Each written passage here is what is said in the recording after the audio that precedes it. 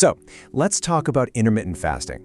I think a lot of us have been there, right? You get super excited to start, the idea sounds great, but actually making it a real, lasting habit, that's a whole other story. Well, in this explainer, we're going to dive into the science of how habits really work and give you a straightforward 21-day plan to finally make fasting a part of your life for good. I mean, seriously, think about it for a second. Have you ever gone all in on something new? Maybe a new workout, a different way of eating, or, fasting. You're super motivated for a day or two, and then, poof. By day 3, it all just kind of falls apart. If you're nodding along right now, trust me, you are definitely not alone. It happens to pretty much everyone. But here's the thing I really want you to hear. This has nothing to do with you lacking willpower. It is not a personal failure.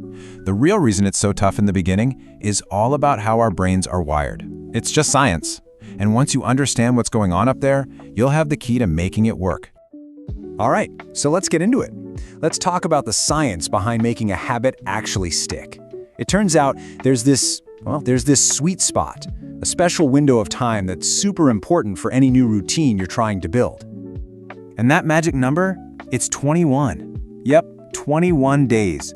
Research shows that's roughly how long it takes our brains to build new connections. You can think of them like little pathways in your mind that turn something you have to think about into something you just do automatically.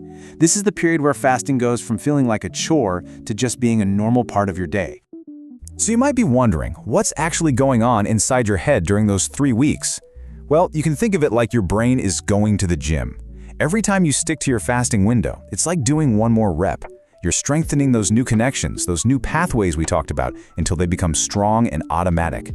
Those first 3 weeks are basically your brain's training camp. Okay, so that's the why. Now let's get to the how. I'm going to break down a simple 6-step plan to help you navigate those first 21 days and build a fasting habit that you can actually stick with. These are your practical tools for success. All right, step 1, and this one is huge. You have to be crystal clear on your goals and your rules before you even start. Seriously, trying to do this without a plan is like trying to build furniture without the instructions. You've got to know exactly what you're doing and why you're doing it. And this is super simple, but so powerful. First, just grab a pen and paper, or open the Notes app on your phone and write down your why. Why do you want to do this? Is it for energy, for weight management? Whatever it is, get it down in writing. Then get really specific with your rules. Don't just say I'm going to fast. Say something like, I will eat between noon and 8 p.m.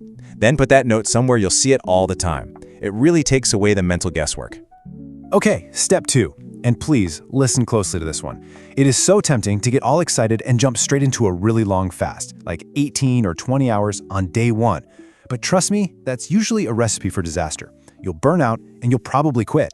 The secret here is to start easy. You want to build momentum, not hit a brick wall. So what does starting easy actually look like? Well, a 12-hour fast is a perfect place to start. I mean, think about it. If you finish dinner at 8 p.m., you just don't eat again until 8 a.m. the next morning. That's it. Totally doable, right?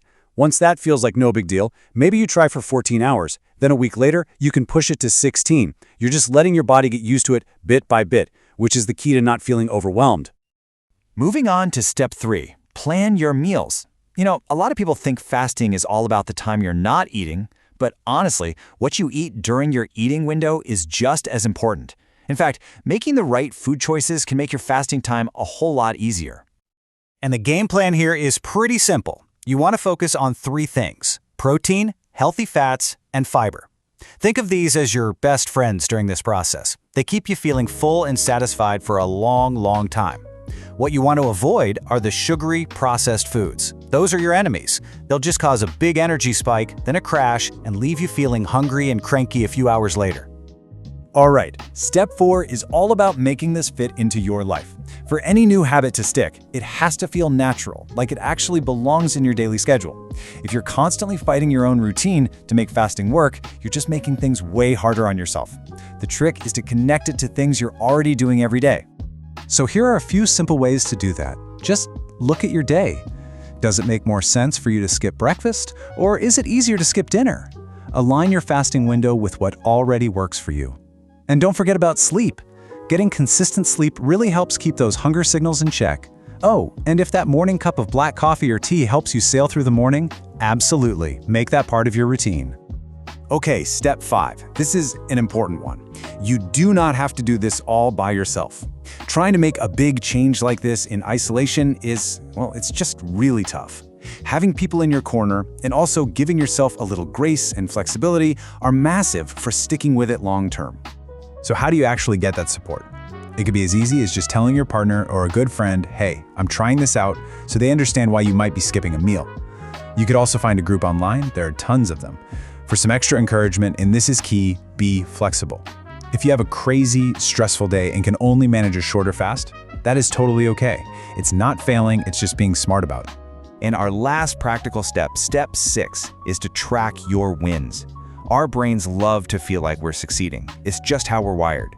When you see progress, even if it's small, it creates this positive feeling that makes you want to keep going. It builds momentum day after day. And you don't need some complicated app or spreadsheet for this. It can be as simple as getting a calendar and putting a big X on every day you hit your goal. There's something so satisfying about seeing that chain of X's grow.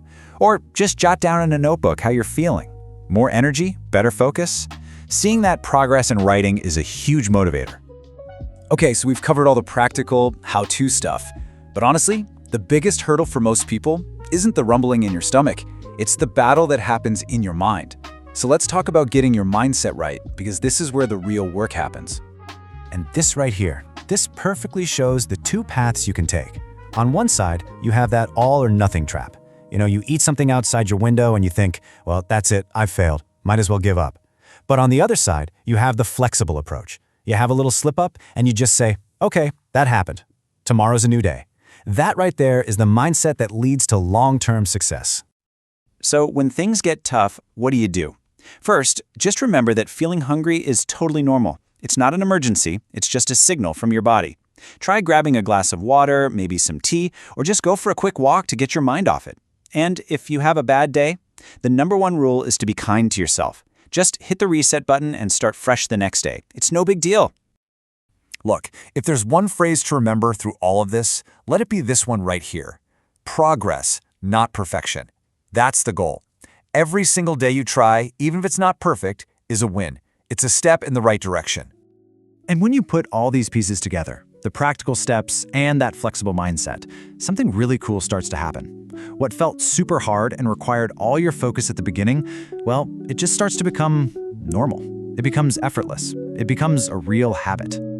So, there you have it. The path from forcing yourself to do something to it just being a natural part of your day, it's all laid out for you. You have the science, you have the 6 simple steps, the 21-day plan is right there. So the only real question left is, what's your day 1 gonna look like? Because you can start this journey today, right now.